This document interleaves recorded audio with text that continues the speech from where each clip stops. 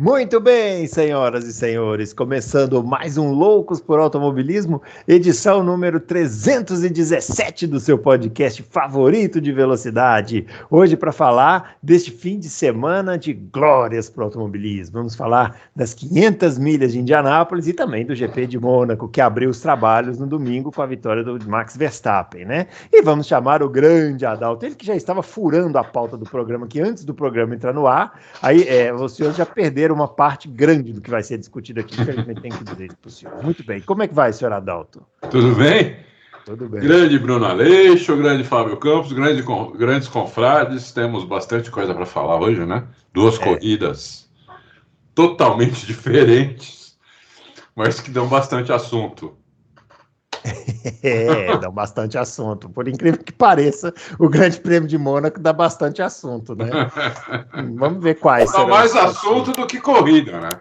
Mais assunto do que corrida, exatamente. Mas não vamos dar spoiler, Vamos chamar o Fábio Campos também, já vai aparecer aqui. Ele estava muito empolgado para acompanhar 7 horas de corridas no domingo. Acompanhou, né, Fábio Campos? 7 horas de corrida. Até 3 da manhã, até 3 e pouco da manhã. Mas valeu a pena, né? Porque aquele final de Indianápolis é uma ode é uma homenagem, né? Melhor dizendo, ao automobilismo, à corrida pura, né? A gente viu corrida pura. Não é que foi a melhor das corridas, a gente vai entrar nesse assunto, mas há detalhes que reforçam a ideia de automobilismo ali, que são muito interessantes, né? E aquele lugar é mágico, né? Aquela corrida tem uma capacidade de pregar na televisão, nas voltas finais, que poucas têm, né? E acho que isso é muito legal. É isso aí. Muito bem, os nossos twitters estão aparecendo aqui, o meu @BrunoAleixo80, o do Adalto, @Adalto Racing, e o do Fábio, @CampusFB. E não se esqueça de dar o joinha no vídeo, comentar, né, curtir, comentar também nas lives do Adalto. O pessoal ficou me xingando que eu falei que você não devia ter esperado as 500 milhas. O senhor esperou e fez muito bem, porque, né, tinha muito assunto para falar na sua live de domingo, tanto que ela ficou um pouco grande. Mas tudo bem, a gente deixa passar, porque, né, afinal de contas, o domingo mereceu, não é? Mereceu. Vamos começar falando da preliminar, né, do Grande Prêmio de Mônaco. Aliás, o Grande Prêmio de Mônaco, como nós muito bem pontuamos aqui na semana passada, teve como grande atrativo a classificação, né?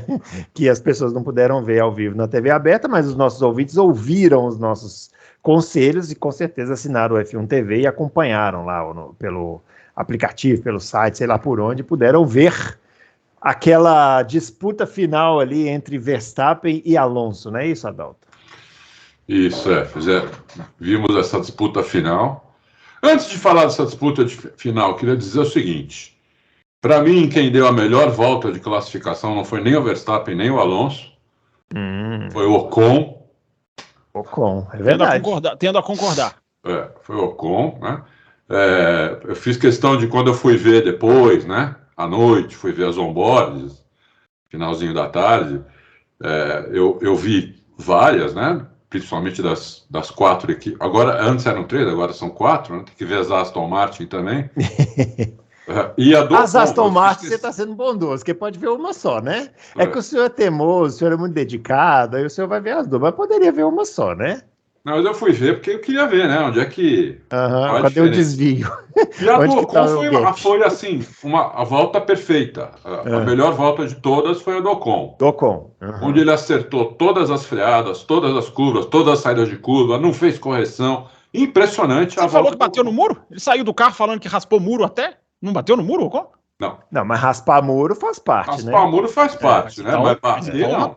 Bateu raspadinha que na onboard você nem reparava, tanto é que no volante não fazia assim, entendeu? Então ele deve ter encostado talvez 2, 3 vezes, que ele falou isso, mas não mexeu no carro. Então era aquelas raspadinhas mesmo, né? Você sabe que os caras colocam ali nos guardrails, eles colocam aqueles... os patrocinadores ali, né? Colocam as faixas ali. Aquilo ali é de um material meio meio plástico, assim, meio, né? Aí tem uma espuminha atrás, né? Então, você pode ver que no final da corrida tá tudo ralado aquilo ali, tudo rasgado, né, na saída de curva, entrada de curva, porque todo mundo pega ali, bate, raspa, né? Todo mundo, não tem jeito, né? Eu até falei numa das lives, antigamente não tinha isso, né, nos guarda-reios, você via o guarda-reio mesmo, né? E o cara, não se encostasse, jogava o carro para o outro lado. Bom, eu achei então a volta do Ocon a melhor de todas, né? De todas que eu vi. Foi a volta, achei a volta da vida dele. Nunca tinha visto uma volta do Ocon tão boa assim. Por isso que ele fez um P3 ali na frente de vários carros que, teoricamente, tinham que estar na frente dele, né? Ele devia ter feito ele podia ter feito ali um P9, talvez um P8, mas não 3, né? Foi que não foi uma circunstância, né? Foi uma volta conquistada, né? Um tempo que ele foi lá e buscou, né? Isso que é impressionante.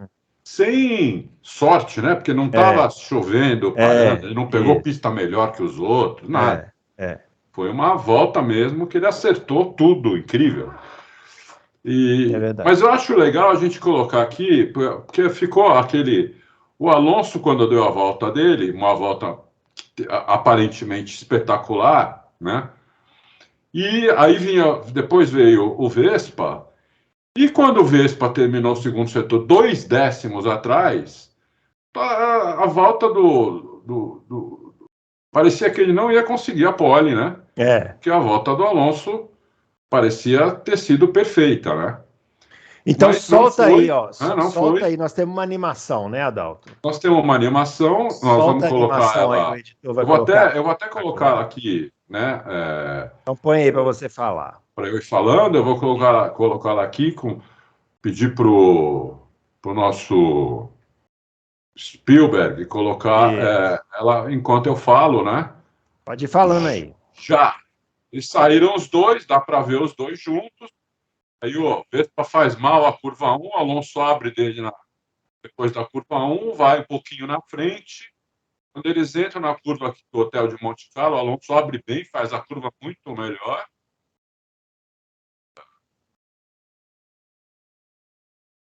Estão indo, o Vespa vai chegando e o Alonso vai tirando. Aí essa curvinha já estão no setor, acabando o setor 1, vão entrar no 2, o Alonso faz melhor a curva de entrada do túnel, abre muito dentro do túnel, a maior distância que ele ficou do Vespa, né, que é uma área de aceleração máxima.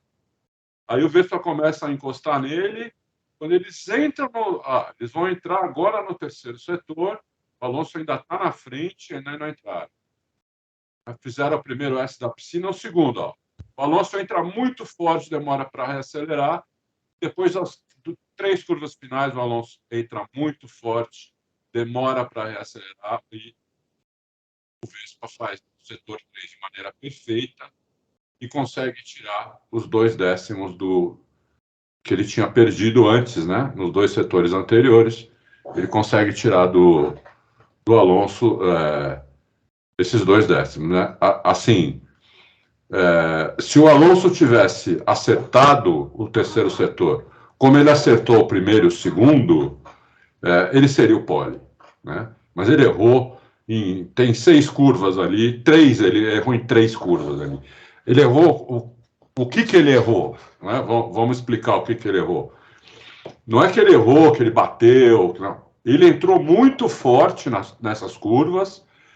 Como ele entrou muito forte, ele teve que frear mais e ele demorou a reacelerar. Então, o Vespa entrou um pouco mais devagar com ele, mas nas 3 o Vespa sai acelerando antes dele, porque ele entrou mais devagar, né? Então ele sai acelerando antes, então aí ele conseguiu tirar os 2 décimos, ele tirou 2 décimos em 3 curvas. Isso aí é o que a gente comumente chama de overdrive, né? Que você está explicando aí, né? O cara ele passa do limite, né? E acaba fazendo as curvas meio torto, né? Assim, exatamente. Quem anda de kart aí mais ou menos imagina, né? Parece que você está barbarizando aquela volta e o tempo não vem, né? Porque aí você vai ver se está andando de lado e tal. Até me perguntaram, né? Adalto, você acha mais que o Vespa conquistou a pole ou o Alonso perdeu a pole, uma pole que estava na mão. Eu não sei dizer. Tô mais para que o Alonso perdeu, porque ele errou 3 curvas ali, né, que se ele não tiver, ele não precisava nem ter feito uma coisa espetacular. Se ele não tivesse errado as 3 curvas, ele provavelmente seria o pole, quase certeza que seria o pole ali, que aí mudava toda a corrida, né? Então, de qualquer maneira, ficou só entre eles dois, né? Mas o terceiro colocado, que tinha sido o Leclerc, que depois ele foi Punido. com uma punição, né? Também ficou muito próximo, ele ficou a milésimos do Alonso, também a volta dele também foi muito boa. Que normalmente é mesmo, né? Normalmente é mesmo. Não deu para ver aonde ele fez aonde ele perdeu, não tem, eu não procurei comparação, né? Eu vi a onboard dele, mas você vendo a onboard separada um do outro, é difícil você ver onde ele perdeu, entendeu? Porque quando você vê a onboard do Leclerc, parece que ele fez todas as curvas bem, entendeu? Eu não vi muito problema na volta dele. Mas, no fim, ela foi milésimos mais lenta que a do Alonso, né? E do Verstappen. Mas foi uma voltaça também. Agora, o Ocon impressionante. Fábio Campos, você acha a presença do Alonso ali próximo do Verstappen, quase fazendo a pole, diz mais sobre a qualidade do carro da Aston Martin ou diz mais sobre a questão de Mônaco sobressair o talento do cara e ele conseguir se aproximar mais? Eu acho que diz mais sobre a dificuldade da Red Bull de aquecer pneu, que é acentuada numa pista como o Mônaco, que joga pouca energia no pneu. Havia uma dualidade muito grande de quantas voltas de preparação a Red Bull faria para lançar essa volta. A batida do Pérez também é uma. Acho que nós vamos falar disso mais para frente, mas ela também pode entrar nessa conversa, embora, né, ali o erro tenha ficado muito claro. Mas, de novo, né, o Pérez, no começo de volta, na hora das primeiras 2, 3 primeiras curvas, como na Austrália foi na terceira, agora foi na primeira, aí ele já não consegue fazer a volta. Achei que a errada do Pérez nessa vez, uma coisa bizarra, né? Foi bizonho. Tem uma Alpine saindo do box, né, que pode ter distraído, mas enfim, depois a gente vai falar do Pérez, né? Guarda o Pérez para daqui a pouco. Guarda o Pérez, até né? Porque o Pérez fez um grande serviço à comunidade da Fórmula 1, que nós vamos falar já. Ah, fez? Não sabia. Eu tô curioso. Uhum. Mas eu acho que a genialidade do Verstappen foi no domingo, mais do que no sábado. O sábado está sendo muito cantado e decantado, e foi linda a pole, e o qualifying acima de tudo, né? Eu acho que o qualifying foi um dos melhores que a gente viu nesse formato, porque foi delicioso de assistir. Você teve um momento que o Zhou, no Q1, fez o melhor tempo. O Tsunoda, no Q2, se não me engano, fez o melhor tempo. A evolução da pista, esse negócio de ter mudado um pouquinho para mais tarde, é tão impressionante o efeito disso no asfalto. Mas não é só isso, né? Mônaco limita o carro. Né? Mônaco limita as propriedades, digamos assim, competitivas dos carros. Restringe. Então você tem uma série de fatores diferentes que entram. E o que aconteceu no Q3 primeira volta do Verstappen foi linda a volta. Foi lindo ver ele fazer aquilo. Só que a impressão foi muito amplificada pela geração de caracteres. Porque a geração de caracteres comparou, como tinha que comparar, com a volta do Alonso. Só que a volta do Alonso terminou não sendo uma volta de referência mesmo, para você medir o Verstappen. Porque o terceiro setor do Alonso, como vocês estão dizendo, foi o 13º setor. O 10º melhor. O terceiro setor dele, fui atrás, né? Porque a gente tem que ir atrás, né? O ouvinte quer a nossa análise diferenciada. Foi o pior setor dos 10 primeiros. O terceiro setor do Alonso, só para vocês terem uma ideia, foi 2 décimos pior do que o do Ocon. O terceiro setor do Alonso foi pior do que o do Gasly, foi pior do que do Norris, foi pior do que do Piastri, foi pior do que do Tsunoda. Então, o Alonso fez o 10º terceiro setor. Então, na hora que aparece o gráfico, Verstappen 2 décimos acima, a reação natural de todo mundo é falar, poxa, dançou, vai. Mas não, aí ele vai e tira esses décimos. Por quê? porque a volta do Alonso, que era a referência, não tinha exatamente o terceiro setor. Eu repito, eu não estou tirando o mérito do Verstappen, acho que amplifica no sentido, né? O Christian Horner sai ali no calor da emoção, também se entende, a uma das grandes voltas da carreira do Verstappen. Não acho. A volta do Verstappen foi 2 décimos maior do que a do Ocon. Grande volta da carreira, eu falava sobre isso ontem, grande volta da carreira estava fazendo o Leclerc o ano passado, na hora que o Pérez bate. Porque na hora que o Pérez bate, o Leclerc estava melhorando 4 décimos o próprio tempo. Só que aí vem uma coisa muito interessante do Verstappen. A análise de GPS, feita, né, pelas equipes e que alguns jornalistas conseguem informação, ela mostra que o Verstappen ganhou 1,5 décimo na rascasse. Na freada da rascasse ele ganha 1,5 décimo. Cara, o cara ganhar 1,5 décimo numa curva, parece pouco, mas não é não. Tenta amplificar isso se fosse numa volta inteira. Uhum. Então o Verstappen teve esse mérito. Foi bem bacana a volta, o Verstappen mostrou que é o melhor piloto do mundo, disparado, a gente tem falado isso, a gente passou 2021 aqui, lembram, na discussão que era correta na época, Hamilton ou Verstappen, quem é o melhor piloto do mundo hoje? Hoje essa discussão não existe, hoje a gente tem que parar para discutir Hamilton ou Alonso, cara, quem é o melhor hoje? Hoje dá discussão. Dá pra debater isso aí. Quem tá o melhor hoje. Eu discordo do Fábio. Né? Dá discussão. Você acha que o Hamilton é o melhor piloto do mundo? Ok, você tem direito de achar. Eu acho que o Verstappen é o melhor piloto do mundo. Eu acho que dá pra deixar. Por essa volta aí de Mônaco, não. Não, essa volta não. O final da volta foi sensacional, cara. Ganhar 1 décimo na curva. Agora, eu acabei de. Eu repetir o que eu falei. Foi amplificada, a beleza da volta dele foi amplificada pela geração de caracteres. Acabei de dizer isso.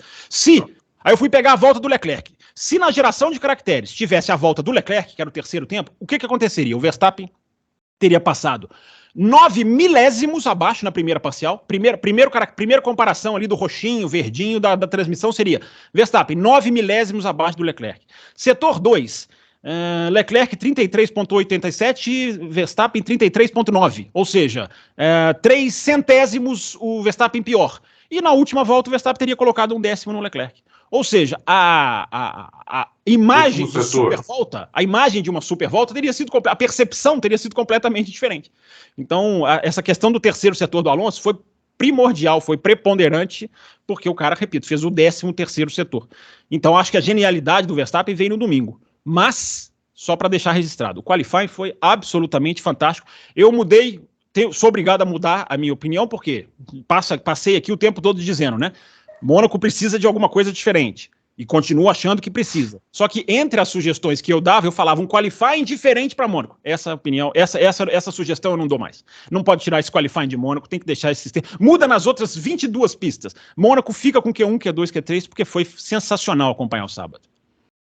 Esse formato de classificação é muito bom. Em Mônaco fica melhor ainda, né? Porque ainda tem aquela tensão de ninguém poder bater e tudo. O Sérgio Pérez dessa vez fez o serviço antes, né? Em vez de bater no final da classificação e prejudicar a volta do pessoal, ele já resolveu bater logo de cara, né, Adalto? Que aí já ficava livre. Né, e uma batida absurda. Ele tem uma batida de um cara que não conhece o limite do carro. Olha, eu tenho certeza, o Fábio mencionou aí que tinha um carro saindo do box. Eu tenho certeza que o carro que estava saindo do box atrapalhou ele porque tirou a referência da freada. Porém, isso não é admissível para um piloto profissional. Não é admissível. Um piloto profissional guiando o melhor carro da Fórmula 1, o melhor carro do mundo. Quem joga videogame sabe muito bem quando você pega um carro andando mais lento e vai frear, você passa do ponto de freada e bate. Mas quem joga videogame é um eu da vida, né? Agora o Pérez está lá na melhor equipe do mundo, andando muito bem. Ele pegou o carro, estava saindo do box, perdeu a referência da freada e estampou a barreira de pneus no começo da classificação. Ô Adalto, a gente tinha falado aqui, depois do GP do Azerbaijão, que o Pérez tinha 3 corridas para poder colocar uma pressão no Verstappen.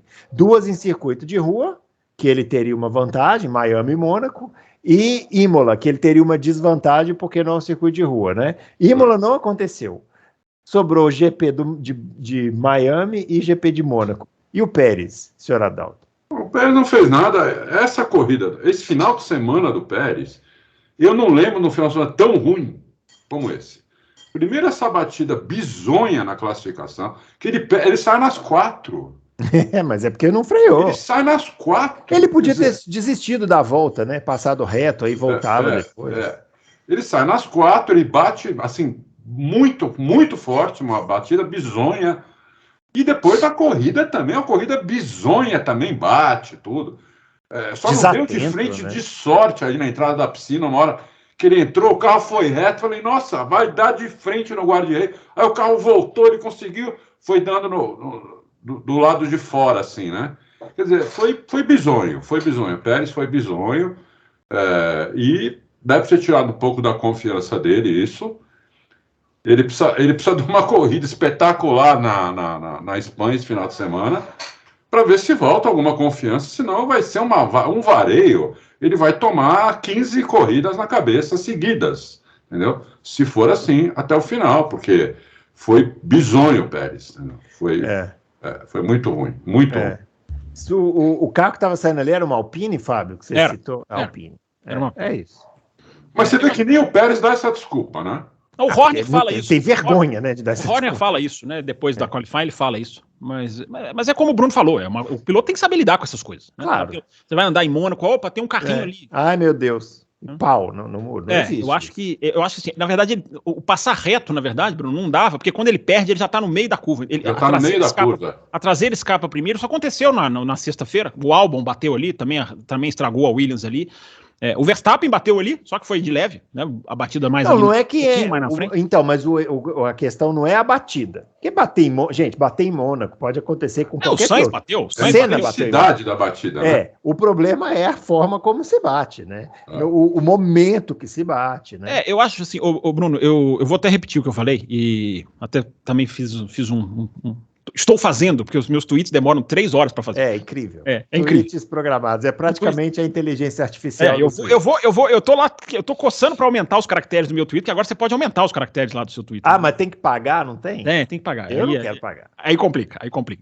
Mas, enfim, brincadeiras à parte, o que eu tenho dito é nada, cara, revela mais sobre um piloto do que botar esse piloto para disputar um título mundial. Exatamente. Nada expõe mais. Gente, parênteses. Eu acho o Pérez um ótimo piloto. Ele é um bom piloto. Ele é capaz, ele é lutador, ele aprende, ele evolui. Ele é ótimo com pneu. Ele é um bom piloto. Mas na hora que você pega esse piloto e põe numa sala onde se disputa o título mundial, ele é outra coisa, é outra percepção. Isso aconteceu com Bottas, isso aconteceu com Rubinho, isso aconteceu com vários pilotos. Na hora que esses caras vão disputar o título mundial, não tem nada que deixa mais transparente até onde eles vão. E são bons pilotos, todos esses que eu citei. Só que título mundial expõe muito mais do que um carro, uma pista, um estilo. Você quer ver até onde vai um piloto? Você põe ele para disputar o título mundial. E na questão do Pérez, isso para mim fica muito claro, porque ele vai ser, digamos, observado com lentes de candidato ao título, mesmo que eu já falei aqui, a gente já falou, eu não julgo o candidato ao título, mas ele é candidato ao título, tem que ser analisado. Ele tem. Ele tem que ser analisado, ele tem que ser analisado sobre esse prisma. Só que, enfim, para resumir a discussão, ele teve um calendário muito favorável a ele no começo desse ano. O calendário é o Pérez meio que jogando em casa. Porque o cancelamento de Imola enfileirou só circuito de rua. Aí você teve a Arábia Saudita, aí você teve a Austrália, que é mais ou menos, a Miami também, aí você teve Azerbaijão, aí pula para Mônaco, é tudo circuito de rua, é onde ele joga em casa. Ele joga mais em casa nessas pistas do que no México, onde é a casa literal dele. Então ele teve um calendário muito favorável, e ele desabou esse final de semana aonde ele era mais forte. Aonde ele tinha que encarar, ele desabou. Agora vai começar a fase, começa na Espanha, eu não sei de vocês, eu tô sedento por Espanha, como poucas vezes na vida, para ver esses carros soltos no circuito de verdade, né? Esses updates da Mercedes, agora a gente vai ver. Espanha, com as 2 últimas curvas, volta ao modelo original. Sim. Importante ressaltar. Curva de alta. Graças a Deus, né? Porque então, o Bruno Aleixo, ele tinha uma vantagem do calendário que, mesmo se ele aproveitasse, seria muito difícil ele conseguir, e ele não aproveitou. Isso é absolutamente claro. Agora, Bruno Aleixo, ele entrou em Mônaco com 14 pontos atrás do Verstappen. Uma posição que ele chegasse à frente do Verstappen já dava uma achatada maior nisso aí, dava uma percepção. Só que ele entra em Mônaco 14 pontos atrás do Verstappen e sai de Mônaco com a Super Red Bull 12 pontos à frente do Alonso. Exatamente, né? E prestou um grande serviço, né, Adalto, para a turma, Porque a gente sempre falou aqui, né? Ah, ninguém nunca vai saber os segredos das equipes. Ah, agora eu entendi. Os carros vão capotar e não capotam e não sei o que e tal. Aí o Pérez foi lá e bateu, e aí veio e puxaram o carro, né? Com aquele guinchozinho, não é? Vocês estão vendo a foto aí, ó. Estamos colocando a foto aí. Para ser justo, não foi só o Pérez, né? Anota aí o tempo. O Hamilton também, e o da Ferrari foi o Leclerc, né? O da Ferrari não é dessa... O Sainz bateu, mas o carro do Sainz foi empurrado. Não é dessa corrida. Não é dessa leva. É o assoalho da Ferrari desse ano, mas não é dessa corrida. É o que tinha, né? O que tinha era essa foto aqui. E aí, Adalto, você gostou do que você viu? Então, aí tem algumas coisas para a gente falar, né? Primeiro, a primeira, que é óbvia, né? É que você vê a tábua do meio dos 3 assoalhos e você vê a tábua da Red Bull toda preta. Isso quer dizer que o carro, o assoalho faz muito mais efeito, que vai batendo no chão, o carro vai batendo no chão, no assoalho inteiro, quase que por igual. Né? A tábua está toda preta. Aí do meio você vê o da Mercedes, parece que foi lustrado quase. Né? Pegar isso aí, botar no meio da sala, vira uma mesa maravilhosa. Vira uma mesa, quer dizer, um carro que vai muito alto, não chega nem perto do chão, né? E quando chega só ali na ponta da frente, né? Que ele bate no chão. E também o da Ferrari também está todo, né? Lixado, né? Tem um pouquinho atrás só ali na ponta de trás que ainda bate um pouquinho no chão. O resto também está meio limpinho. Então, o que você tira de conclusão disso, né?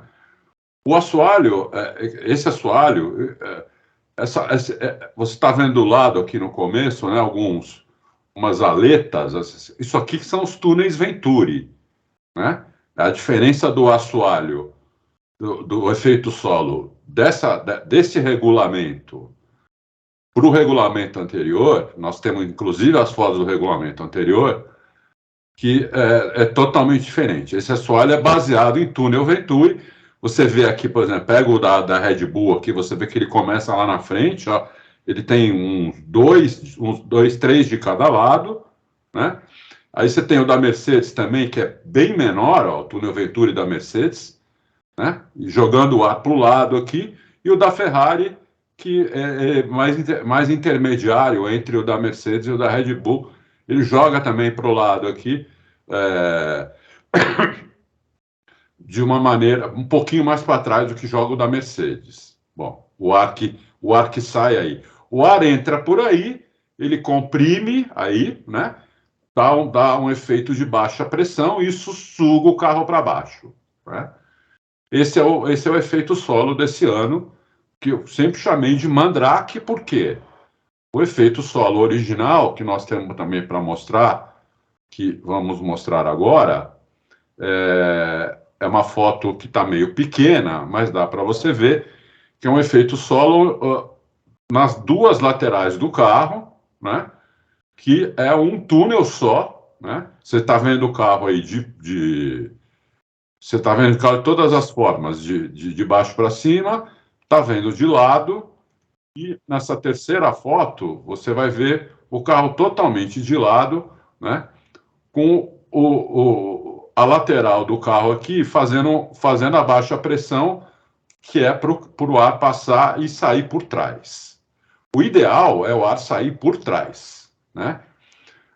E você está vendo aí em roxo, no efeito solo antigo, na foto onde o carro está totalmente de lado, essa parte roxa chamava-se mini saia. Para que serve isso? Para não deixar o ar escapar pelo lado do assoalho. Por isso que dava um super efeito solo.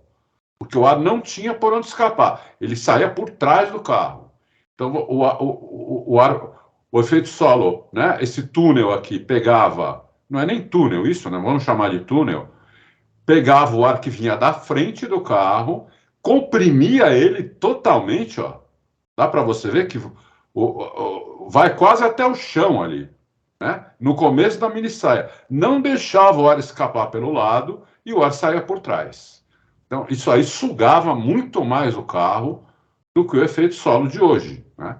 O efeito solo de hoje é muito diferente, é baseado em túneis Venturi. Então, voltando para aquela foto do de hoje, né? Que é a foto que mostra os três aqui, o que dá para, como a gente não é engenheiro, o que dá para a gente ver muito claramente é isso. O assoalho da Red Bull, ele suga muito mais o carro para o chão, por isso que essa prancha aqui de madeira ou de outro material, não importa. Por isso que a prancha ela está totalmente suja de asfalto, porque o carro vai raspando no chão o tempo todo, né? Então, ele suga muito mais do que o assoalho da Mercedes e o da Ferrari.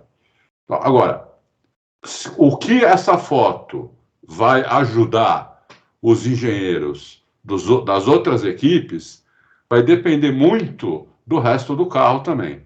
Não adianta você pegar esse assoalho da Red Bull, copiar, porque dá para copiar exato. Tem foto até melhor que essa, né? Tem foto que está mais detalhada que essa, mas aí é uma foto que era só da Red Bull.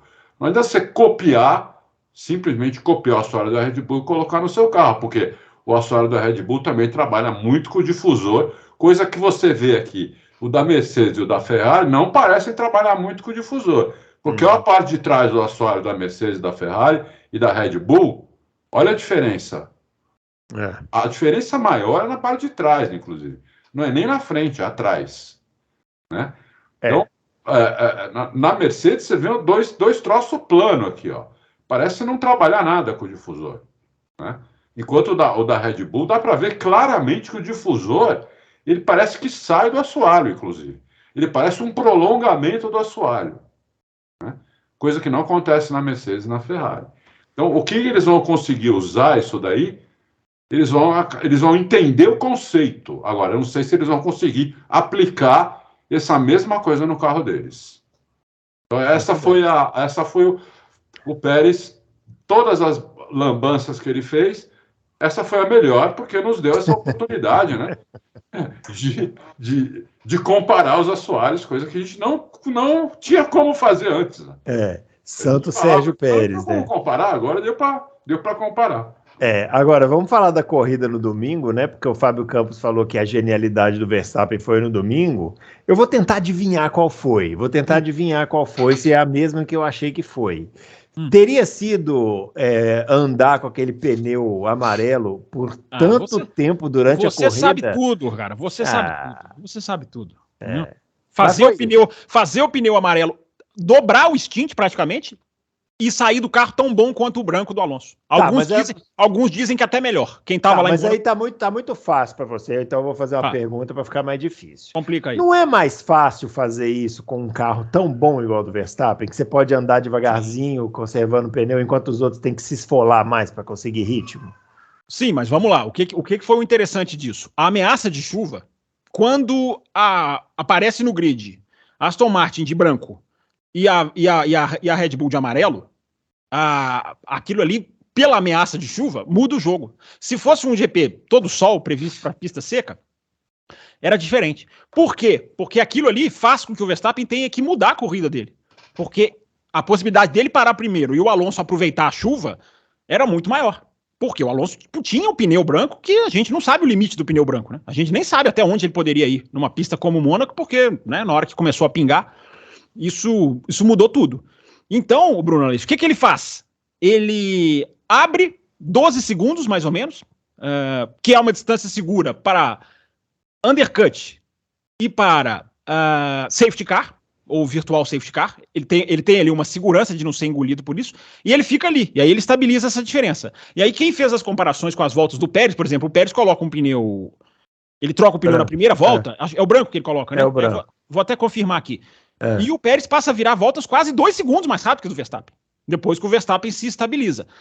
Então, Bruno, eu acho que o interessante, muito interessante da corrida do Verstappen foi isso, foi conseguir fazer essa contra-estratégia, digamos assim, porque os pneus, Bruno, aí vem um detalhe, né? A gente estava vendo a Pirelli, sempre, né? Acompanho muito o que a Pirelli vai analisando no sábado e no domingo.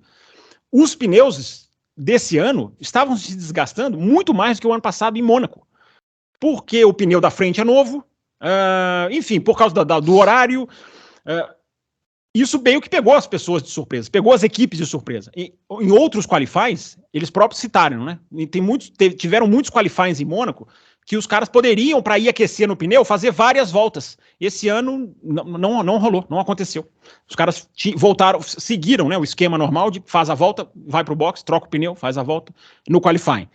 Então, Bruno Aleixo, eu acho que o muito interessante do Verstappen foi saber administrar isso, porque, olha, levar o pneu amarelo até 53 voltas, ele foi o único dos pilotos competitivos, digamos assim, que fez isso. Porque se a gente descer lá no grid, lá o Tsunoda fez. Aliás, o Tsunoda tá andando muito bem, o Tsunoda, verdade seja dita.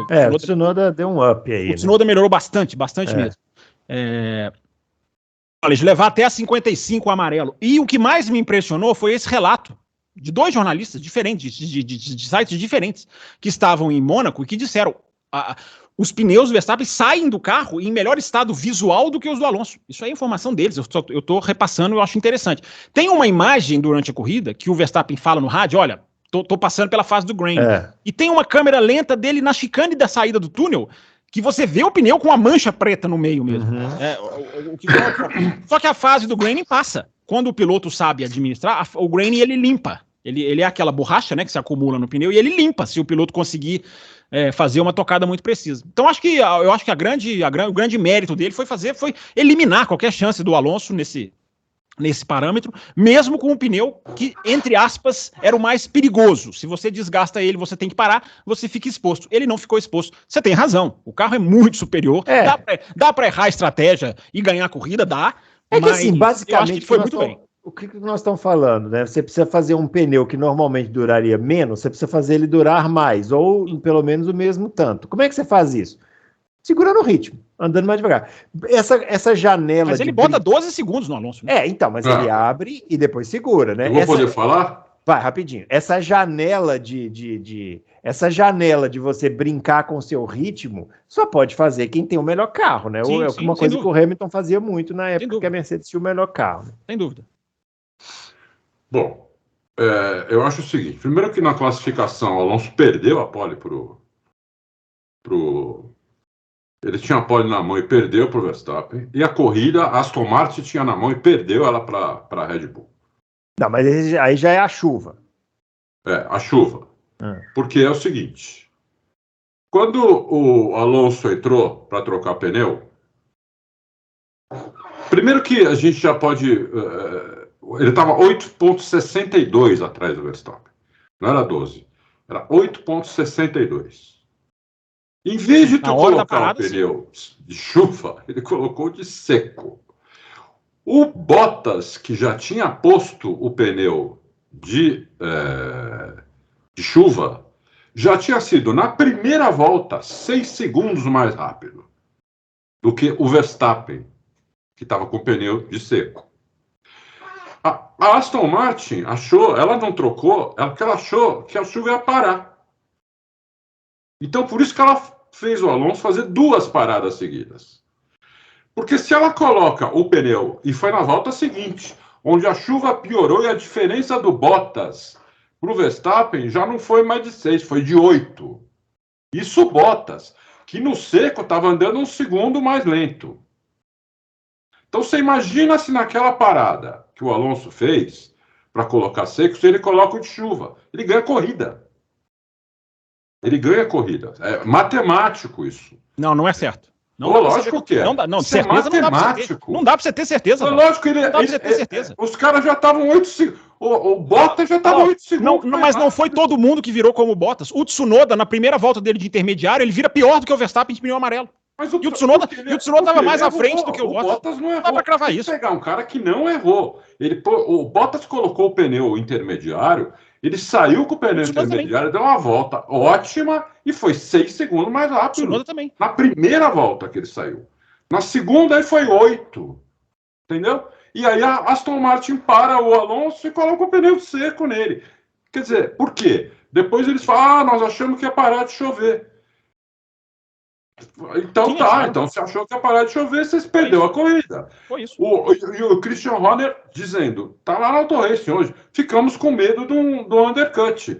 Eles ficaram com medo do undercut, mas simplesmente a Aston Martin nem tentou o undercut, porque ela pôs um pneu de de seco em vez de colocar um pneu de chuva. Então, para mim, a Aston Martin perdeu a corrida, entendeu?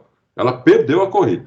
O Alonso perdeu a pole porque fez mal o terceiro setor e a Aston Martin perdeu a corrida porque fez o Alonso fazer uma parada a mais que todo mundo, né? Colocando um pneu de seco, ou uma parada a mais que o Verstappen, que o que importa é o Verstappen, né? Ele estava disputando com o Verstappen a vitória. Fez ele fazer uma parada a mais quando o Bottas já tinha sido 6 segundos mais rápido do que o Verstappen, uma volta antes. Quer dizer, né? E aí o Alonso continuou na pista. Aí o Verstappen, lógico, ele vai parar, ele pode perder posição de pista se ele parar. Ele tem que esperar o Alonso parar para ele entrar. Porque o Alonso com o mesmo pneu que ele não ia chegar nele nunca. Na hora eu não entendi muito bem também essa... O Alonso voltou com um pneu, pneu de seco, né? Por que o Verstappen ia parar? De jeito nenhum, ele tem que continuar, né? Porque com o mesmo pneu ele já estava 8,5 segundos na frente, né? O Verstappen continuou e parou só na outra volta, e aí, lógico, pôs o pneu de chuva, e aí abriu um caminhão. O Alonso teve que parar de novo. Ele abriu um caminhão do Alonso, entendeu? Então, eu achei que a Aston Martin perdeu a corrida aí.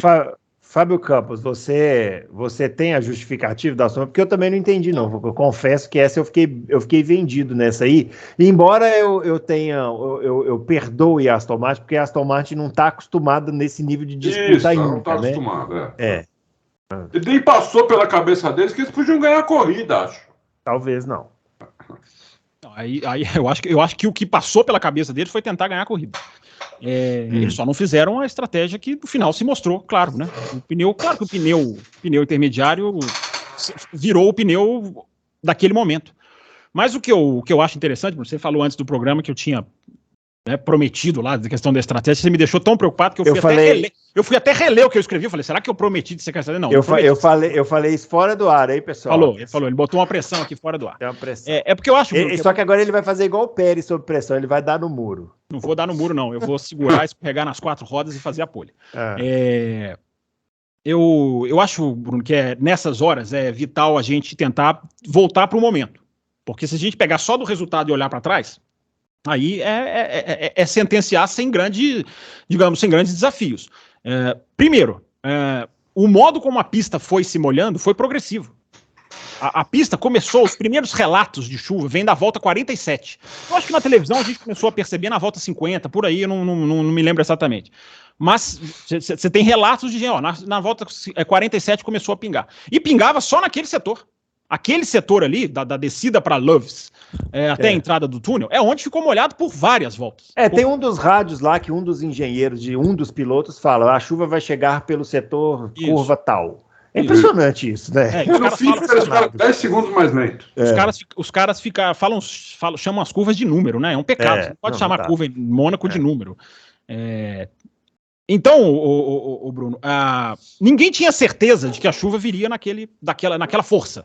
Ficou molhado só naquele ponto ali por muitas voltas. E eu fui lá, cara, fiz um print de tela, também para colocar lá no Twitter, da diferença da pista da volta 54 para 55, naquele setor, as imagens das câmeras on-board. Na volta 54, que foi a volta que o Alonso parou, você vê claramente como a pista é transitável. É transitável em pneu de pista seca. Quando você coloca a câmera on-board na volta 55, parece que alguém virou um balde na pista, de tão mais molhada que ela já está. Então isso pegou os caras desprevenidos. Mas a minha análise é que os caras foram com tudo para colocar o pneu branco, era a ousadia do dia, era a ousadia do momento. Porque o pneu intermediário, ele estava, digamos assim, se desenhando, embora o Adalto cita o exemplo do Bottas, mas eu cito o exemplo do Tsunoda, não era todo mundo que estava melhorando com o pneu intermediário. O Stroll colocou o pneu intermediário e foi pro muro. Ok, vocês vão falar, Stroll, mas o cara, ele é uma referência para a equipe. Ele é uma referência. Ele colocou o pneu intermediário bem antes, e ele não conseguiu. Ele não conseguiu trafegar na pista. E ele é uma referência para a Aston Martin.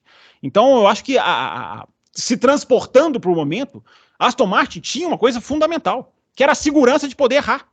Tanto que ela pôde errar e não perdeu a segunda posição. Ela tinha, isso com certeza. Na hora que os caras olham a distância para o Ocon, Pra mim, dá para os caras matematizar. Cara, vamos arriscar. Porque se a pista não molha, teria sido genial o que eles fizeram. Porque eles iam estar com o pneu médio, o Verstappen teria que ir pro duro, que nessa situação é sempre pior. Tem muita gente que questiona por que a Aston Martin não esperou mais na frente. Por que a Aston Martin não esperou mais algumas voltas? Tem muita gente questionando isso. E esse é um questionamento válido. Porque aí o Verstappen voltaria na frente. Oi? Eles não arriscaram nada, porque se eles colocam o pneu que eles colocaram, digamos que parasse de chover, o Verstappen pararia na volta seguinte e colocaria o pneu seco também. E eles voltariam atrás do Verstappen. Sim, mas se não chove, eles teriam um pneu melhor que o Verstappen para o final da prova.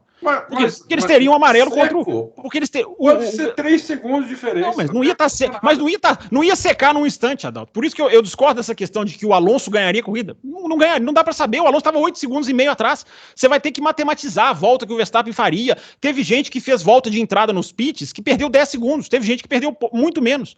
O Alonso, ele perde... O Verstappen ele tem uma volta tão ruim que o Alonso, ao invés de ele perder 20 segundos nos boxes, ele perde 15. Ele consegue abater 5 segundos. Então, dizer que ele ganharia, eu acho que... O pneu slick numa pista molhada. Eu entendo que o pneu intermediário era a melhor opção. Ok, isso aí estamos de acordo. Agora, dizer que a Aston Martin ganharia a corrida se fizesse separada, eu acho que não tem como saber. Inclusive, me baseio nas análises de BBC, de Sky Sports, tudo. Eu tenho todas elas, inclusive, para pôr lá no Twitter. Não dá para saber. A outra coisa também que eu discordo é dizer que a Aston Martin tirou a corrida do Alonso. Tadinho do Alonso. Se você for ver as transcrições dos rádios, o Alonso está o tempo inteiro falando com o engenheiro dele, cara, não sei o que fazer. O que a gente faz? Cara, será que a gente vai para... Será que a gente... É uma decisão conjunta. É uma decisão conjunta. A transcrição de rádio foi muito rápida, já tinha site na segunda-feira. Não, mas aí por isso que deu para ler. Ele vai trocando ideia com o engenheiro sem saber o que fazer. Cara, eu acho que o Alonso tem uma hora que ele fala, eu acho que é melhor pneu seco. O Alonso fala pro engenheiro, e o engenheiro fala, peraí, eu volto para você daqui a pouco, peraí, vamos ver aqui. Então os caras discutiram, fizeram uma aposta. Eu acho que é uma grande diferença entre estratégia errada, estratégia que a gente chega aqui e fala, meu Deus, que absurdo, e aposta que não dá certo. É isso que eu coloquei no Twitter, Bruno, porque erro de estratégia para mim é a Ferrari na Hungria o ano passado, colocar um pneu branco no seco, que a Pirelli tinha falado meia hora antes da prova que não funcionaria. Estratégia errada é dar o melhor pneu pro Sainz na Inglaterra e virar pro cara no rádio e falar assim, segura o pelotão pro Leclerc se dar bem. E o cara virar no rádio e falar assim, pelo amor de Deus, não me peçam isso. Isso é estratégia errada. Eu acho que no caso da Aston Martin, foi uma aposta. Poderia ter ganhado a corrida? Acho que poderia muito bem ter ganhado a corrida. Mas eles fizeram uma aposta. Ficar de pneu de slick naquele momento era a ousadia. E os caras podiam ousar. Gente, só uma última coisinha, Bruno, uma última coisinha. Os caras estão ali vendo a única chance deles ganharem uma corrida no ano. É praticamente a única chance dos caras ganharem uma corrida no ano. Eu entendo a ousadia. Então, mas eu acho, sabe onde eu acho que eles erraram? Eu acho que eles erraram ao ver essa chance e colocar o cara na pista com um pneu que era no mínimo o mesmo tempo que o adversário. Lógico. Sim, mas é a aposta da pista não molhar. Mas a pista já estava molhada. Sim, mas se a chuva para e a pista vai secando, ele não precisaria voltar pro box. Mas o Verstappen também não, porque o que ele fez? O que eles fizeram? Olha o que eles fizeram. Eles pararam o Alonso. Aí eles colocaram um pneu que era o mesmo do Verstappen. O que eles deram pro Verstappen? Tempo para decidir. Lógico. O Verstappen ganhou tempo. Isso aí é inerente. Isso é inerente. A Red Bull já arrebenta com todo mundo. Com tempo para decidir, aí eles nadam de braçada. Eu acho que se ele colocasse o intermediário, eu não concordo, eu também não concordo com o Adalto que é fato que eles ganhariam a corrida. Talvez sim, talvez não. Mas eu acho que a chance maior era se eles colocassem o intermediário. Porque eles iam pôr pressão. Ele provavelmente ia voltar mais rápido, o Verstappen ia ter que agir mais rápido, talvez cometesse um erro e aí talvez ele ganhasse a prova. Sim, mas aí... O Fábio mesmo falou que a pior volta do Verstappen foi a volta que o Alonso parou, né? Ele ia ter uma volta pior ainda na seguinte, entendeu? A volta seguinte era pior ainda porque a pista estava mais molhada ainda. Por isso que eu tô falando que o Alonso, ele voltaria atrás do Alonso. Sabe o que eu acho que acontece? Seria pior do que aquela que ele entrou, porque estava mais molhado. Mas não dá para quantificar, o cara tinha 8 segundos e meio no final das contas. Talvez a Aston Martin não tenha contado, assim, Semana passada a gente falou aqui, né? Assim, a Fórmula 1 fica muito matematizada, né? Como a gente está falando aqui.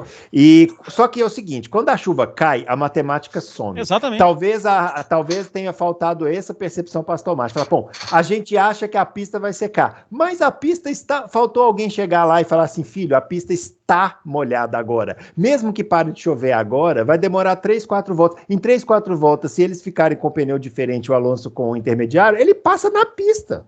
Sim, então, faltou alguém. Você tem razão, mas aí que entra os prints de tela que eu te falei. Na volta 54, a diferença da pista para a volta 55 é absurda. É absurda. Eu vou te mostrar as imagens. É gigantesca. Então, no momento que eles pararam, era uma situação, uma volta depois era outra. Então, eu acho que faz parte do jogo. Claro que o intermediário. Eu concordo com você, o intermediário parecia o melhor desenho naquele momento.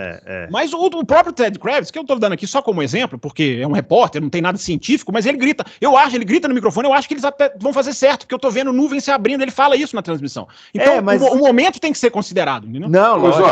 Eu considero totalmente, e outra coisa que eu considero também é aquilo que eu falei no começo, a Aston Martin é nova nesse métier.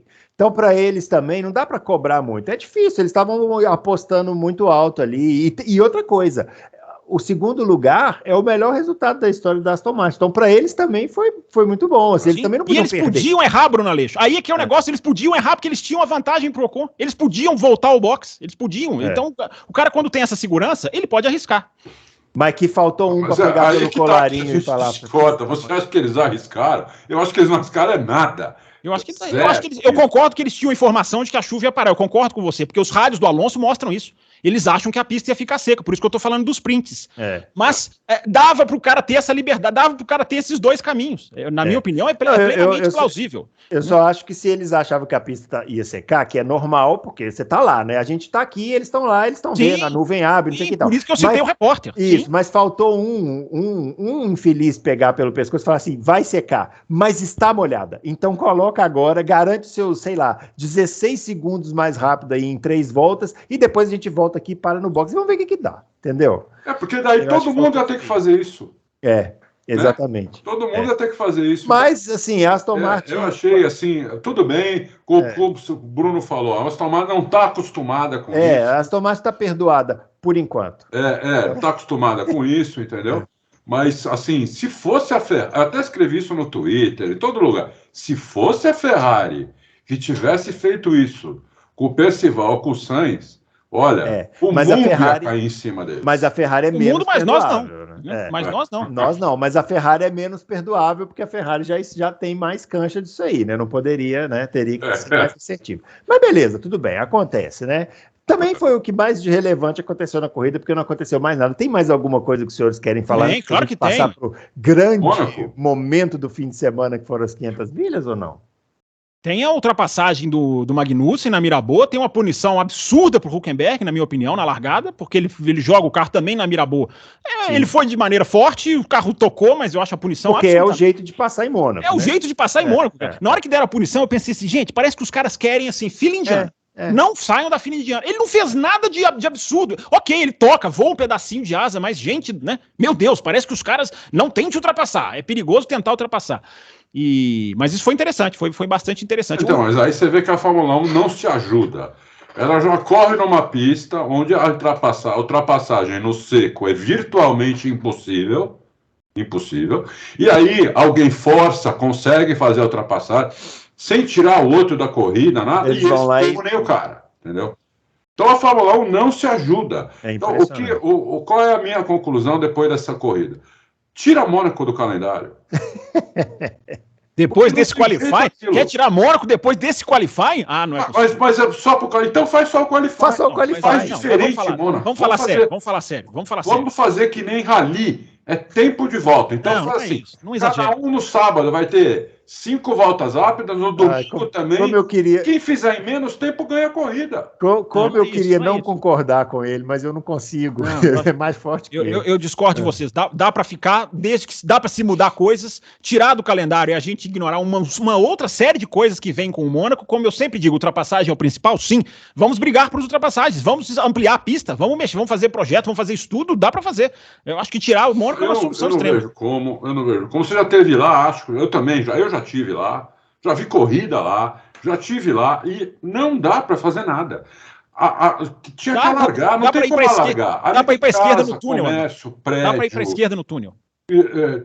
Tem loja. Só se você, naquelas ruas, se você mandar destruir tudo para lá. Manda asfaltar, fazer uma ponte, passar em cima do mar. Adalto, a entrada do túnel, ao invés de você ir para a direita, se você ir para a esquerda, tem caminho ali. Não estou falando que é fácil, não estou falando que é só abrir e tirar o guarda-reio, tem que ter um estudo, tem uma rotatória lá na frente, dá para se tentar estudar. Eu já falei aqui, faz igual Singapura. Singapura cresceu para dentro do mar. Que cresça para dentro do mar, vai atrapalhar os barquinhos, não pode atrapalhar. Mas Singapura tem a vantagem que Mônaco não tem, de as ruas serem muito mais largas, as avenidas serem mais largas. Se você for construir, cabe 3 carros, 4 carros um do lado do outro. Mas se você for construir uma pista para cima do mar, você pode construir ela com a largura que você quiser. Ó, eu confesso que eu nunca fui a Mônaco, mas esse ano eu fiquei... Aliás, uma coisa interessante, vocês falaram aqui sobre a questão do Automóvel Clube não ser mais o detentor da transmissão, que diferença, hein? E, pô, os caras mudaram os posicionamentos de câmera. Eu, como bom tradicionalista que sou, achei ruim nesse primeiro momento. Mas depois isso é uma questão de acostumar. Os helicópteros, aquela câmera no cabo, então, muito legal. Eu ia falar do helicóptero. O helicóptero ia filmando ali em cima. Aí eu confesso que, como não estava acontecendo nada na corrida mesmo, meus olhos ficavam procurando formas de melhorar ruas a pista, para onde ir, né? Ruas para onde ir e tal. E realmente eu não vi, não. Mas não tem. Quem sabe? Não tem como. É só a cidade é uma graça, túnel, parece uma cidade de boneca. Vocês estão assim, ó. É só olhar a saída do túnel. Se quiser, dá para fazer alguma coisa. Eu não tô falando que vai ser perfeito, que vai virar a pista, vai virar Azerbaijão, mas dá para fazer alguma coisa. Eu sou contra sentar em cima da tradição. Mas eu acho que dá para, antes de jogar lá fora, dá para se tentar fazer alguma coisa. Eu sou a favor de tirar a Mônaco e colocar Mugello no lugar. Hein? Já pensou? Por que uma tem que excluir a outra? Põe o Mugello e deixa Mônaco. Não, Mônaco não dá. Dá. Vamos voltar com carros menores, já ajuda bem, porque esse caminhão que eles colocam lá para correr, aquilo ali é a mesma coisa de pegar a Stock Car e correr na Granja Viana aqui no cartódromo. É a mesma coisa. É legal, não cabe, não adianta, estão forçando. Vocês viram, por exemplo, a batida do Sainz com o Ocon. Cara, o Sainz forçou a freada e o Ocon simplesmente pôs o carro no meio da pista. Não cabe. Aí o Sainz foi lá e pimba na traseira. Não cabe, não adianta. Cabe. O Magnussen foi lá e passou. Ora, bolas. Magnussen foi lá e passou. Mas o Magnussen é assim, né? Ele vai, passa, sai abrindo caminho. Então vamos botar uma corrida com 20 Magnussens. Pronto, também já resolve. Mas clonagem. A solução para a Mônaco é clonagem. Né? O quê? Chegou em antepenúltimo. Mas aí ele ficou rodando. Foi ele ou o Hülkenberg que ficou rodando com pneu de pista seca na pista molhada um tempão lá e perdendo tempo? Acho que foi ele. E depois... Já confio para você. Aí depois colocou o pneu... Sargent. Não, foi o Sargent que ficou com vermelho. Não, mas teve um da Haas também. Não, vermelho não. Tô olhando aqui todos os pneus da prova. Vermelho só o Sargent. Eles colocaram o azul, Bruno. O Magnussen... Não, ele pôs o azul depois, mas ele ficou um tempão com o branco e depois pôs o azul. Isso, né? Na 56 ele troca do branco para o azul. Isso aí. É isso aí, pois é, então, tá vendo? Não dá certo. Bom, vamos falar então das 500 milhas de Indianápolis. Finalmente chegou o grande momento, vocês veem. Quase uma hora de programa falando de Mônaco, e a gente agora vai falar das 500 milhas de Indianápolis. Vitória do Joseph Newgarden. Adalto, você que gosta do bom automobilismo, a moda antiga, né? Você ficou em pé diante da televisão ali naquele momento? Eu fiquei, pra você ter uma ideia, minha família toda aqui em casa e eu não saí de frente da TV. Todo mundo com compromisso. Fez mais do que obrigação. Os caras não paravam de bater, não paravam de dar bandeira vermelha, né? Mas eram meus filhos, tudo. Eu falei, olha... Tchau, vai embora. Quem quiser ficar comigo vai ter que ver a corrida. Almocei na frente da televisão, na bandeja. Domingo de 500 milhas é isso, né? Almoçando na frente da televisão, faz qualquer coisa na frente da televisão. Põe a televisão, vai tomar banho, põe a televisão no banheiro e fica lá tomando banho. É isso, 3 da manhã. 3 da manhã. Lotado, 335 mil pessoas no local, no domingo, nada de somar os dias. Aquela história que o Fábio fala muito bem, que na Fórmula 1 eles somam os 3 dias. A maioria são as mesmas pessoas. Né? Exatamente. Lá não, lá teve 335 mil pessoas no domingo. No domingo. Isso. E isso é público mesmo, 330 mil pessoas mesmo. Isso aí.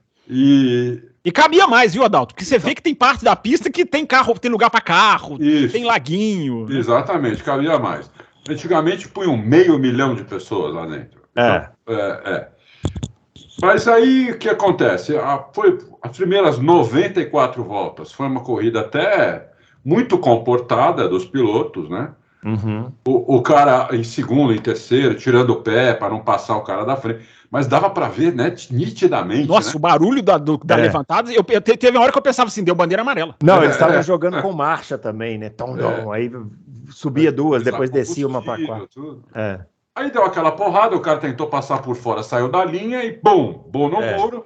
E aí começou, né, meu? Então, é porque aquele cara, parece que se fosse no Brasil com esses escândalos das apostas, a gente ia falar que é de propósito, né? Porque o cara conseguiu dar uma bandeira amarela exatamente na metade da corrida, né? Então ele praticamente dividiu a prova em duas, né? Uma prova, essa que você falou, né? Comportadinho, o pessoal ali e tal, não quero passar e tal. E a segunda metade, a galera foi pra cima. Porque foi nessa bandeira amarela que aconteceu o acidente que tirou da prova os dois líderes, né? O Palou e o Vicky, né? Nossa! Para quem não viu, para quem não viu, o Palou parou no box, o VK atrás dele. Quando o VK foi sair com o pneu frio, é uma coisa que acontece em Indianápolis todo ano também, né? Ele saiu, rodou, só que quando ele rodou, ele voltou e bateu no Palou. E tirou, né, o Palou da corrida. Porque eu acho que eles esquecem que o volante lá já fica estressado, né? Eles têm que voltar mais pro outro. E também são muitos carros ao mesmo tempo parando, né? Quando é bandeira amarela. Então o cara quer sair rapidão e perde o controle ali, né? Pneu frio. Bruno, você pegou o tempo. Pegou, acho que você pegou. Eu falo, pegaram o tempo que eles entravam a 300 por hora no box? Que não tinha limite, né? Tinha limite? Não, eu não peguei. O Bruno pegou a pista, era toda de tijolos. De tijolos. O Fábio já era da de terra, aí eu peguei a de tijolos, que já era mais moderno. Aquilo sim era insano, cara. Porque eles entravam a 300 por hora no box sem ter usado o freio gelado. E quantos caras passavam reto, meu? Dessa vez tem que entrar devagarinho, mas o cara na saída bateu os dois caras que tinham mais carro. Estavam liderando a corrida, né? O Palou e o VK. Parecia que eles iam disputar a vitória, aqueles dois, né? Se bem parecia. Que muda tudo, mas eles pareciam ter carro. Mas daí falaram que estavam fora da corrida. Eu falei, não é bem assim. Em 2000, o Montoya teve um problema parecido também no meio da corrida. Caiu para o último, 32º, acho, e ganhou a corrida. O Palou chegou a se recuperar, né? Ele chegou a andar entre o quarto lugar ali, né? Quarto lugar. Só que muda a configuração da corrida a partir daí, né, Fábio? Ela meio que mudou, assim, né? Os protagonistas viraram outros, né? Aí eu queria falar do Pato, porque eu achei que não sei o que vocês acharam, né? Que ele... Aí já estamos no final da corrida. O Pato e o Ericsson, que tem uma rivalidade por causa do ano passado.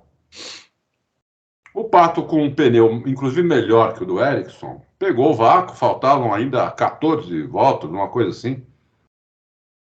Não, faltava menos. Não, faltava 14 voltas na ultrapassagem. 14, Aí o Pato vai pôr onde não cabe ali, né? Eu achei que não cabia, ele podia ter esperado, era a próxima reta. Eu achei que ele foi, né? Ele quis, sei lá, mostrar alguma coisa pro Ericsson e acabou saindo da corrida. Nesse momento, era o cara que tinha mais carro para ganhar a corrida, né? Porque ele tinha um pneu mais novo que os outros. E ali, pneu ali, faltando 14 voltas, é tudo, né, meu? Se o cara tem combustível para chegar, se ele tá com um pneu melhor, ele vai ganhar a corrida, a não ser que aconteça alguma coisa como aconteceu com ele. Eu achei que ele foi afobado, colocou onde não cabia e acabou batendo. Sorte de não ter levado... Sorte do Ericsson que não foi junto, né? Teve uma frase do Marshall Pruitt, que é um jornalista que cobre Fórmula 1 há muito tempo, que ele falou que eu concordo. Ele falou assim, não é que a ultrapassagem foi errada, o momento foi errado, aquilo ali é uma manobra para a última volta. Sim. Não para aquele momento que ele ainda tinha mais 13 voltas ali para tentar, né? E aí, então, Fábio? Foi afobado ali, E a Indy, né, que ela tem uma coisa que a Fórmula 1 tinha que copiar hoje, já. Faltando até, 7 voltas para acabar a corrida, qualquer problema, bandeira vermelha. Entendeu? Que é o que a Indy faz. Ela, nesse final, teve 2 bandeiras vermelhas. Nessa, e no acidente seguinte, né? Peraí, você tá atropelando igual um trator aqui. Você tá parecendo o Palou ultrapassando, assim, passando por cima e tal. Então comentem aí a batida, vocês já comentaram a batida. Não, deixa o Fábio falar da parte inicial da corrida, a batida do... Você tá parecendo um rolo compressor aqui na pauta. Eu não sei, qual que você quer que eu comente? Até agora você não falou das 500 milhas, então fala das 500 milhas de onde você quer, e até chegar no ponto que parou aí. Até chegar no final, tá? Até as últimas voltas. Eu acho que o que a Indy precisa trabalhar um pouquinho mais ainda, e a Indy trabalha para ter corridas, isso vai desembocar lá no comentário no final, né? A Indy mudou. A Indy terminou corrida em bandeira amarela 2-3 anos atrás aí. Mas enfim, daqui a pouco a gente chega lá.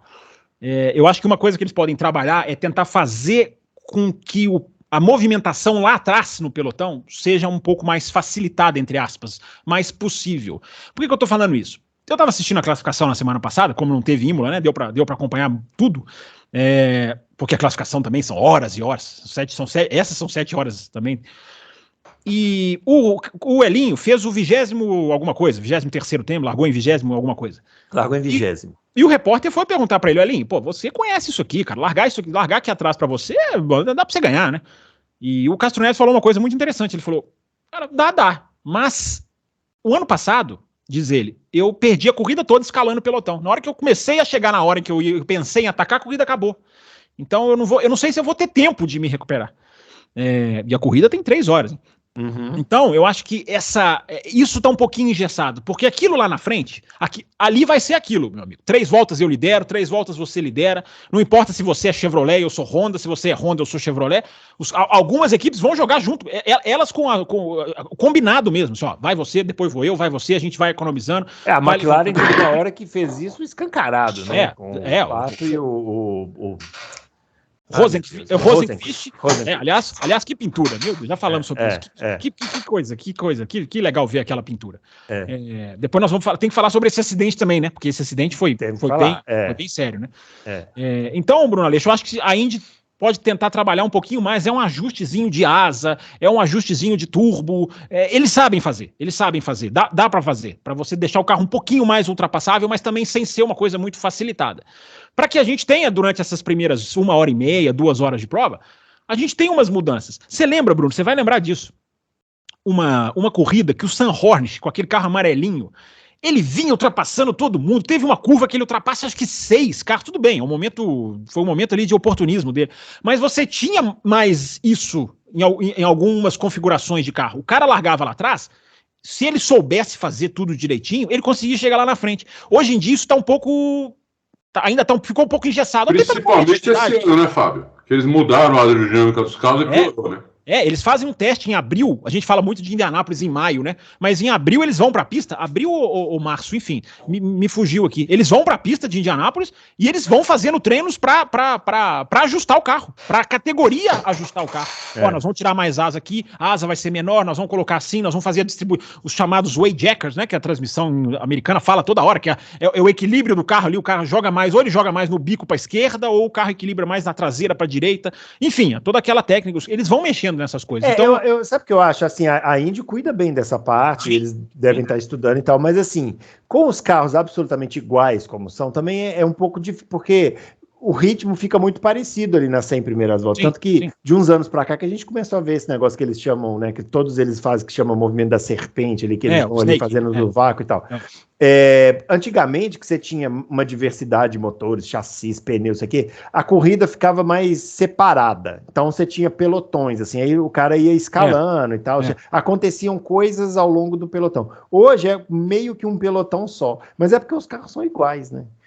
Então, por isso que você tem que tentar, você tá certo, você tem que tentar facilitar o vácuo de uma maneira que você consiga fazer ali uma movimentação. Mas eu não tô dizendo que tá ruim, eu não tô dizendo que tá errado. Já teve Indy 500 piores. E também já teve melhores, né? Já teve melhores. Então, a gente sempre, né? É o que a gente sempre fala aqui no Loucos, né? Nivelar por cima, nivelar por cima. Assim. Não, foi espetacular. Foi muito legal. E o que importa o que importa no final das contas é o fim da prova. Esse tá lá garantido, né? Porque o show tá pronto ali, moldado, né? Nem que para isso tem que dar 50 bandeiras vermelhas, mas continua. Só para falar do acidente, então, Bruno, o acidente foi... A gente teve alguns, né? Começou a desembocar, né? Quando começa a ter acidente, tem alguns. E o acidente do Rosenqvist é aquele... Claro, perdeu o ar, né? O cara é ultrapassado, ele perde o ar. Ele perde o ar e vai pra fora. E aí vai pro muro. E aí, quando Newgarden, né? O Newgarden passou ele ali. Foi o Newgarden, exatamente, E aí, quando ele vai pro muro, é impressionante a falta de controle, né? O cara não adianta. Pode ser o super piloto da história da humanidade que o cara não consegue. Não tem como, né? Não tem como. E aí ele Mas perde ali, o carro. vocês não tiveram a impressão que ele deu no muro e tentou continuar e não... Aí o carro já saiu rodando? Eu achei isso, pelo barulho. Eu acho ele que tentou, assim, mas não deu e o carro saiu girando. Eu acho que nos primeiros metros o cara sente. Se a suspensão do cara deu uma trincadinha, o cara sente. Porque o carro muda, mas é coisa de milésimos, né? O carro muda. Então, e aí ele perde. Aí veio o que me assustou, né? Porque aí vem o Kirkwood. E ele pega de um jeito que a imagem é até muito interessante, né? Porque você tem uma câmera voltada pro Kirkwood que filma todo o momento do carro raspando de cabeça para baixo, você vai vendo ali a cara do Kirkwood, né? A câmera naquele protetor. Agora, ele abre até a viseira, né, maluco? Ele abre completamente louco. Ele tava com a viseira aberta, porque os caras agora podem andar com a viseira aberta. Ele abre depois. Eu acho que é para tentar entender, e depois ele falou uma coisa interessante. Ele fala, o perigo ali é se pegar fogo. E eu imagino o piloto pensar isso, né? Porque você tá vendo só chão na sua cabeça. Se pega fogo, cara, nossa, é angustiante. Mas o que mais me assustou foi a roda. A roda. Porque a roda pega de um jeito que, cara, por mais que os caras estudem a proteção, a amarra de um material super resistente para não deixar a roda voar, do jeito que ela pegou, ela cortou. É como se cortasse a roda. E a roda voa. E você vê até o público, depois vendo o replay, você vê até o público se contraindo.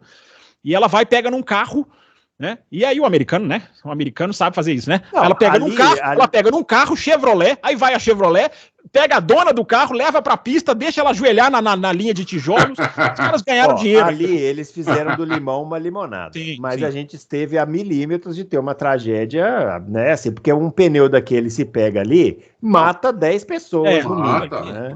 Mas isso não tem jeito, viu, Bruno? Então, mas será que não tem? Porque a Fórmula 1 não teve esse negócio. A Fórmula 1 não teve, depois daquele acidente do Alonso em 2003, eles não inventaram um cabo que amarra na roda e a roda não voa nunca mais. Mas ainda arranca, de vez em quando arranca. Mas a Indy acho que nem isso tem. A Indy tem esse cabo também.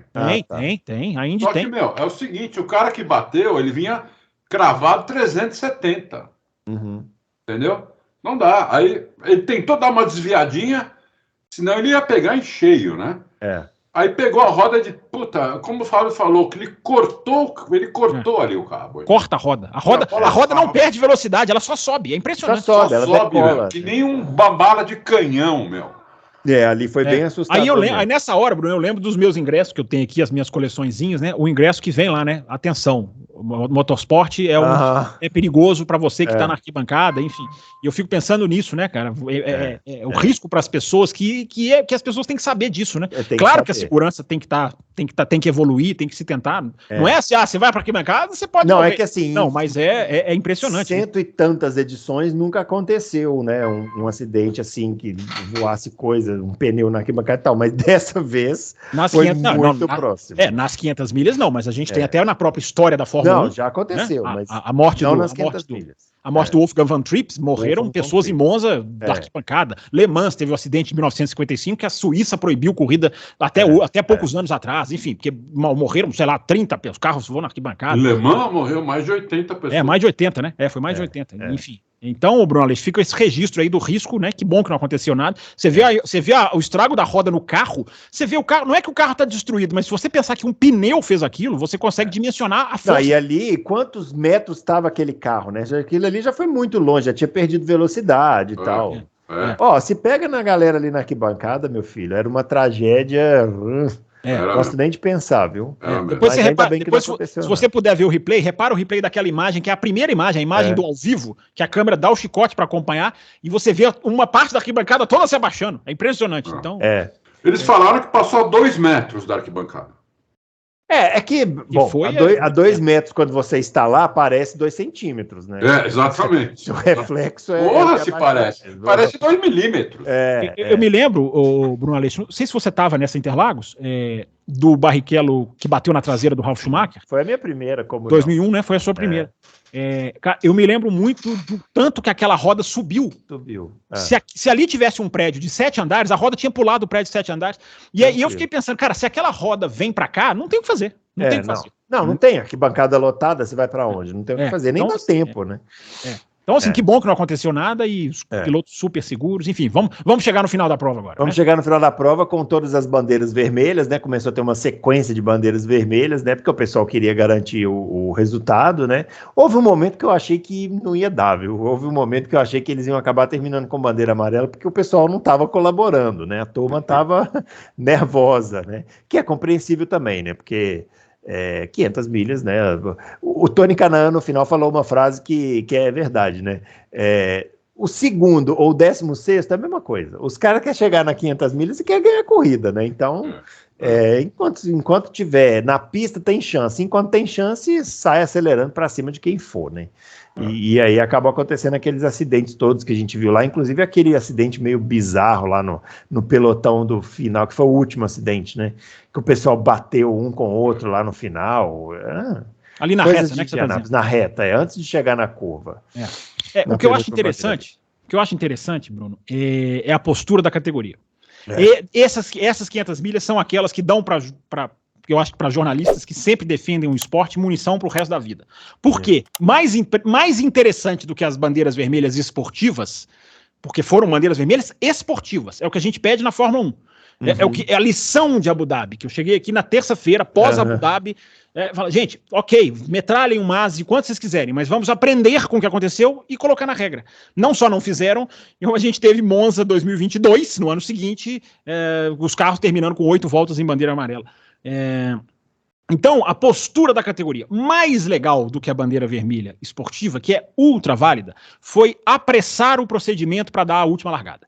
Porque quando pararam a última bandeira vermelha, faltavam 2 voltas. E o procedimento protocolar, digamos assim, que não está na regra, até onde eu sei, alguém mais especialista em Indy pode me desmentir, normalmente eles saem do box, dão mais uma volta de aquecimento de pneus e relarga. A Indy virou e falou, nananina não, vambora. Nananina não, vai sair do boxe e vai largar na volta.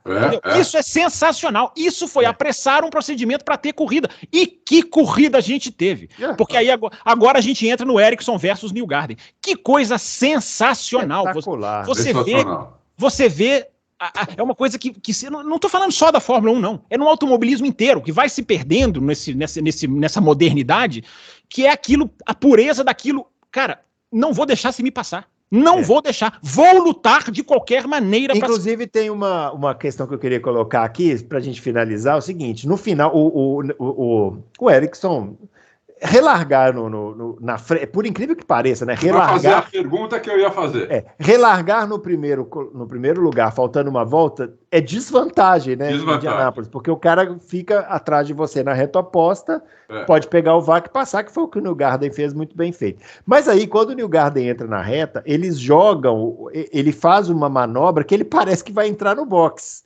Sim. E volta. Eu vi pessoas no Twitter questionando o regulamento, falando assim, olha, ele não pode transpassar a linha do box para poder fazer essa volta. Eu falei, gente, a Indy não está nem aí para isso.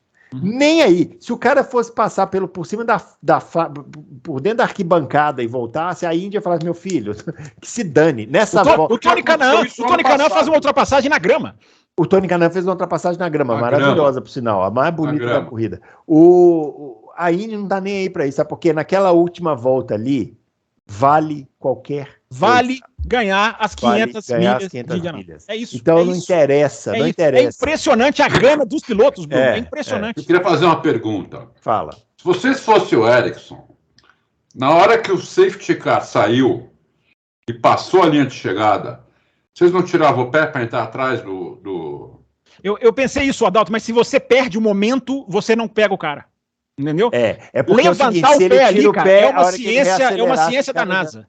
Oi? Como é que é, Bruno? Se ele tirasse o pé, ele ia perder velocidade demais. Talvez ele perdesse até a segunda posição. Pois é, se alguém passa, Adalto, se vem outro de pé embaixo, ele perde, acabou a corrida dele. Mas eu entendo o seu raciocínio. Eu entendo o seu raciocínio. Você joga na primeira curva para ficar atrás, para ganhar na última. Eu até arrisco dizer o seguinte, mas é uma ciência absolutamente... igual Aston Martin em Mônaco. É uma ciência que não dá para... Mas ele deve até, inclusive, ter discutido isso com a equipe durante a volta. Ele falou, será que eu faço isso? Não faço? Porque estava na cara que ele ia tomar aquela ultrapassagem ali e depois não recuperava, mas de jeito nenhum, né? A não ser que ele, sei lá, usasse uma catapulta. Não, mas aí que tá.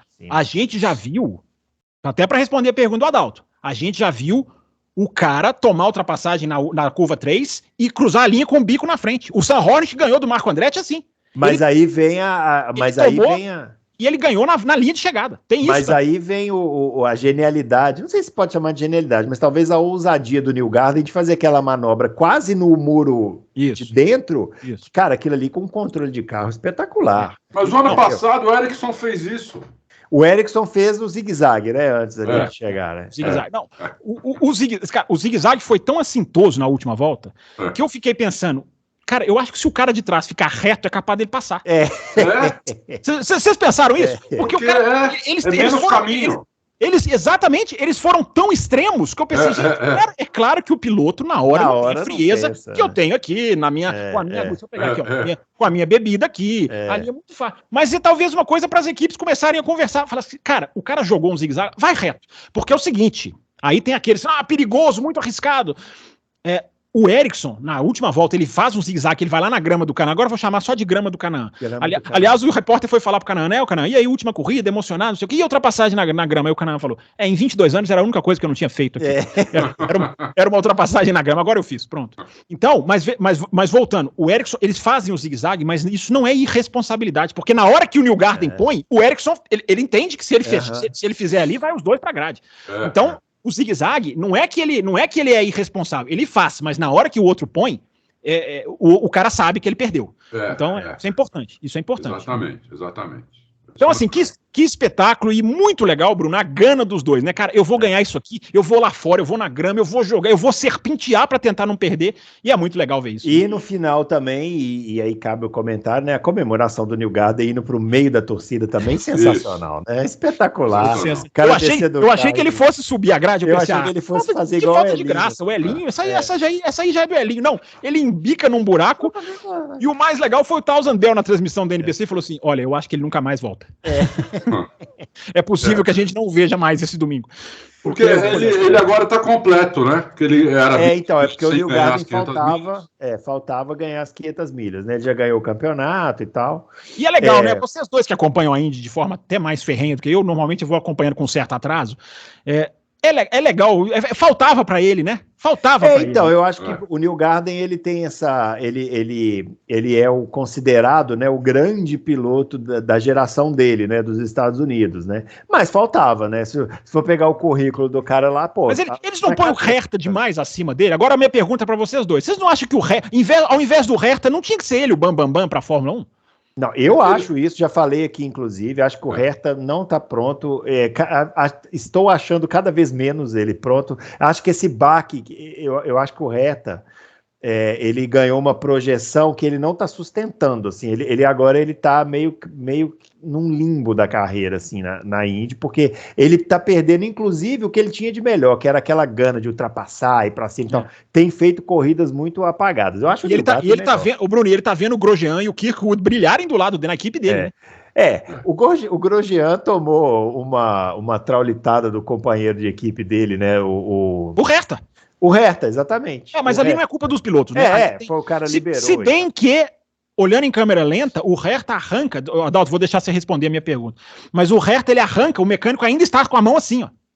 Então o Herta, ele se precipitou ali também naquela batida. Mas, Adalto, o que você acha aí da comparação? Eu acho que ele se precipitou. Agora, a batida do Grosjean na corrida foi sozinho, né? Foi. Sozinho. Sozinho, não estava disputando, ninguém cortou a frente dele, não aconteceu nada. Simplesmente ele bateu ali. E uma bela de uma panca também, né? Pancada. Uma bela de uma... Agora, você estava falando do Herta, né? Vocês repararam, o Herta, depois que testou a Fórmula 1, a McLaren, nunca mais falou nele. Mas foi isso que eu falei. Eu acho que o Herta, ele aconteceu alguma coisa nesse teste da McLaren que talvez a gente nunca vai saber. Vocês acham que tem relação? Se o cara testa a McLaren e fica pior? Eu não sei se tem relação. O efeito Daniel Ricciardo, né? O cara testa a McLaren e fica pior. Não é uma questão de ficar pior, mas talvez... É porque assim, imagina, você tem uma carreira. Você acha que pode ser psicológico, Bruno? Porque imagina... Coincidência. Não, você tem uma carreira. Aí você tá muito bem lá na Fórmula Indy. O Reta tinha aqueles problemas dele de bater muito, mas ele era rápido. Ele é rápido, né? Vamos que o Leclerc da Indy, vai? É só aí o cara vai... que maldade com o Leclerc, que maldade. Aí o cara vai ganhando projeção a ponto de ser considerado para a Fórmula 1. Vai lá, faz um teste com todo mundo na expectativa. Deve ter ido mal. Aí já toma aquele balde de água fria. Volta para a Indy e não volta sendo o mesmo? Não dá para a gente não considerar que talvez tenha tido algum efeito. Pode ser. Mas olha, vejam bem. Se acontecer o que esperamos que aconteça no meio de agosto e a Andretti for aprovada como equipe de Fórmula 1, ele vai ser o piloto. Ele vai ser o piloto da Andretti. Pode anotar, pode anotar. Eu acho que vai, mas eu não colocaria. Eu não acho que o Herta está preparado para ser piloto de Fórmula 1. Eu acho que o Newgarden, por exemplo, tem mais preparo. Por exemplo, a minha dupla da Indy, por exemplo, se eu tivesse que escolher, seria o Newgarden e o Palou. Palou é demais. O Palou vai ser... Ele vai namorar a Fórmula 1. Anotem o que eu estou dizendo. De alguma maneira. Estão meio velhos para começar na Fórmula 1? O Newgarden sim, o Palou não. Palou é novo. Palou é novo, vocês têm razão. O Newgarden seria mais um efeito Bourdais, assim, né? Meio assim, para reconhecer a carreira, mas tá velho. Não, eu não acho, não. Vocês são muito ageists, vocês são muito de idade. A gente é muito moderno. Talvez seja até melhor você pôr um americano experiente para aguentar ali o tranco da Fórmula 1, porque olha, o Sargent tá sucumbindo, né? O Sargent começou muito bem. Tá sucumbindo um pouquinho. Eu acho que a questão do Palou é muito séria, muito interessante. A Andretti vai querer colocar um piloto americano e o que eles têm agora é o Andretti, é o Herta, porque o Kirkwood, que para mim é uma chance para o futuro, porque, né, é meio meteórico, mas eu acho que ele tá menos pronto do que o Andretti. Pelo menos na comparação, eu tô falando dos pilotos da Andretti. Mas o Herta, não sei, o Herta, para pilotar um carro de Fórmula 1, para pilotar um carro de corrida, o cara precisa ter não só velocidade, mas ele precisa cuidar de uma série de coisas. Sim. Na Fórmula 1, você multiplica isso por 3. O Herta, você tem que ser engenheiro, né? O Herta praticamente quase que não dá conta disso na Fórmula Indy, que é basicamente um carro que você acelera, freia e vira para a direita e à esquerda. Imagina na Fórmula 1. Que ficou aquele engenheiro buzinando informação na sua orelha o tempo inteiro. O volante com 300 coisas. Anda rápido, faz o tempo tal, vira para dentro. O cara vai viver batendo no muro, eu acho. Mas pode ser que eu esteja enganado, claro, como sempre, né? Muito bem, pessoal. Chegando ao final então desse Loucos pro Automobilismo, a gente volta nesta quinta respondendo as perguntas. Não se esqueça de mandar as suas perguntas aqui pra gente poder responder, beleza? Grande abraço para todo mundo e até o próximo Loucos. Valeu!